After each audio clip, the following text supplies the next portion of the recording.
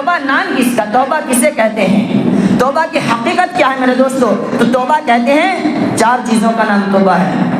سب سے پہلے ہم جس گناہ میں مبتلا ہیں اس کو گناہ سمجھ دیں، اس کو گناہ سمجھ کر اس سے نادم و شرمندہ ہوں، پشیماں ہوں کہ اس گناہ میں مبتلا ہوں، یہ گناہ کر رہا ہوں، یہ بہت برا کر رہا ہوں میں۔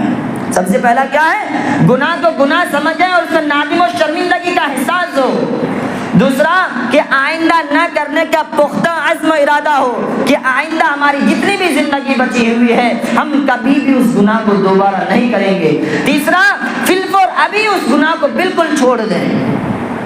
پہلا کیا ہے؟ گناہ کو گناہ سمجھ کر اس میں نادم و شرمندگی ہونا، دوسرا آئندہ کبھی نہ کرنے کا پختہ ارادہ کرنا، تیسرا کہ فی الفور اس گناہ کو چھوڑ دینا، اور ایک چوتھا اگر وہ بندوں کے حقوق سے متعلق ہو، مثلا میں نے کسی پر ظلم کیا، کسی کی غیبت کسی کے پاس کر دی، کسی کا ناحق کچھ چھین لیا، یعنی چاہے کسی بھی اعتبار سے ہو، بندوں سے متعلق ہو، تو میرے دوستو اس کا نادم و شرمندگی بھی ہونا ہے، آئندہ نہ کرنے کا ارادہ بھی کرنا ہے، اس کے ساتھ ساتھ پھر وہ چھوڑنا ہے، اور اس کے ساتھ ساتھ جس بندے سے حق متعلق ہے اس سے جا کر کے معافی بھی مانگنا ہے۔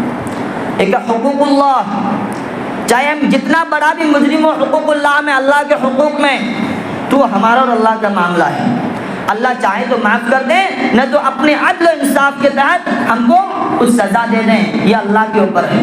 لیکن اگر ہمارا کسی بندے سے کسی حق کے متعلق ہے تو میرے دوستو اللہ تبارک و تعالیٰ اس بندے سے جائیں گے، اس سے اپنا معاملہ کرو۔ تو میرے دوستو اگر ہم کوئی ایسا گناہ ہے ہمارے ذمے کہ جس کا تعلق کسی بندے کے حق سے ہے، تو اس کے ساتھ ساتھ ہم ان 3 کاموں کے ساتھ ساتھ اس بندے سے گناہ کی توبہ، اس گناہ کی معافی مانگنا بہت ضروری ہے۔ مانگیں گے تب توبہ قبول ہوگی ورنہ نہیں ہوگی میرے دوستو۔